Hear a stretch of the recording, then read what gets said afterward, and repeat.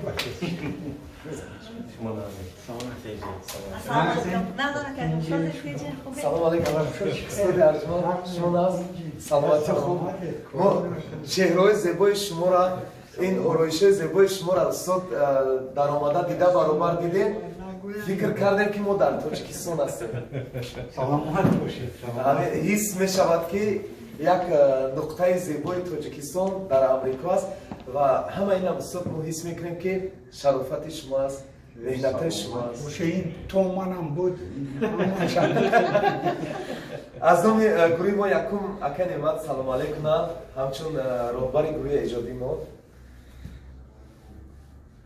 شریک نیم جرم. خیلی سلام علیکم. سلام علیکم. امروز به همه ما و شما مبارک شود روز خوشنودی روز خرسندی. البته هر یک کس انتخاب خودش رو دارد، انتخاب ما معلوم است. بازم شما در کسان. تشکر زیاد. استاد از این نقطه آغاز کنیم که فراتر میفهمند این نقطه چی وای دارد در حوزه انتخاباتی ما قدر گوشه زیبای تاجیکستان. استاد این گوشه از کجا پیدا شد؟ این زحمتی کی است؟ چطوری؟ خب نمایندگی و سفارت این یک خانه گوشه همون دیار ما است و کوشش کردن که همکاران قبلی ما و امروز هم همکاران هم کوشش کردن که برای شهروندان بیرون از یک بوی وطن، یک یادگاری از وطن، یک جایی که نه تنها جای رسمی همچون جایی که به خانه خود میگوید معرفی کنند. اینو تمامی کتاب‌های راهبر دولت ما، پیشوای ملت و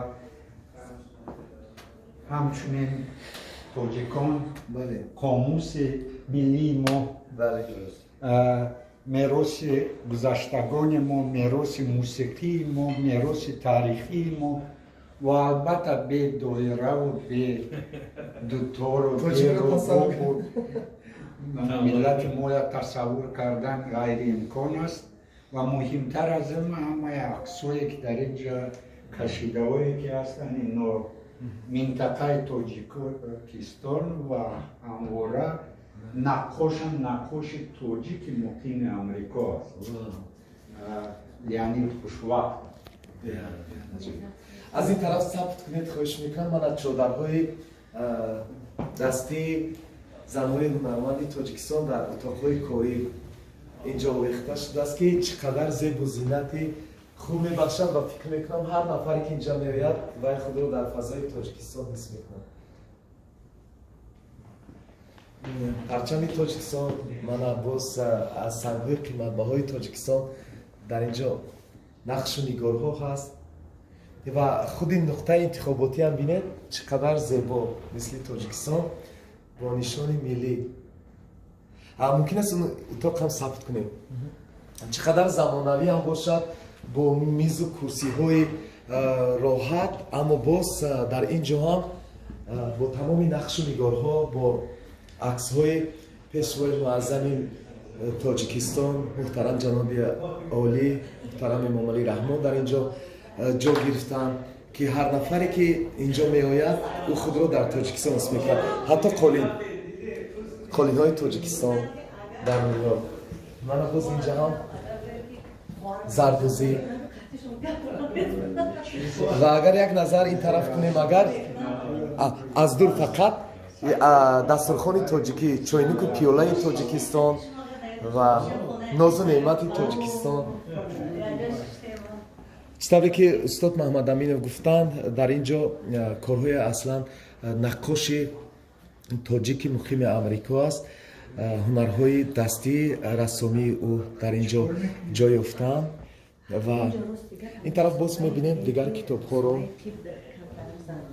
من این قوطی آوازدهی اگر خطا نکنم شفاف پلاستیکی ما میتونیم چهار طرفی آن رو ببینیم.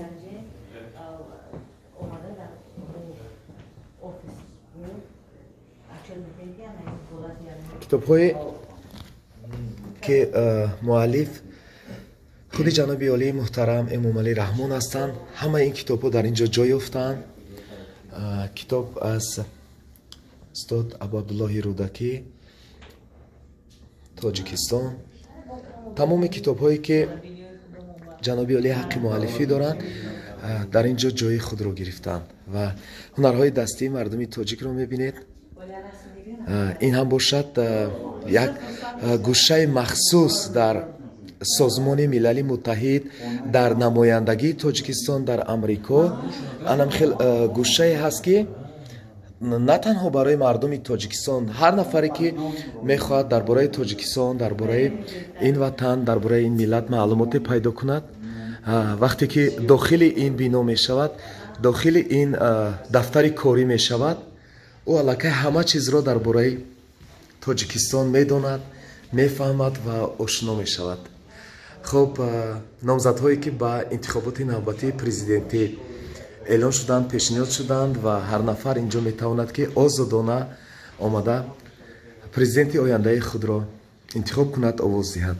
ва мо низ ҳамчунин бетараф нестем ва имрӯз низ бо ҳамин мақсад омадаем ки инҷо овози худро ба номзади писандидаи худ гузорем ва бетараф набошем.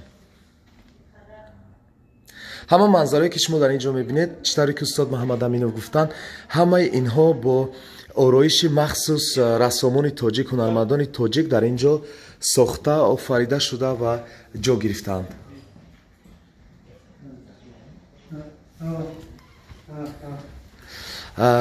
мебинем айни ҳол соат дар Нью-Йорк 6 бегоҳ аст. боз 2 соати дигар мо имконият дорем барои овоздиҳӣ ва мо ҳам дер накардем, кӯшиш кардем ки тезтар омада овози худро гузорем.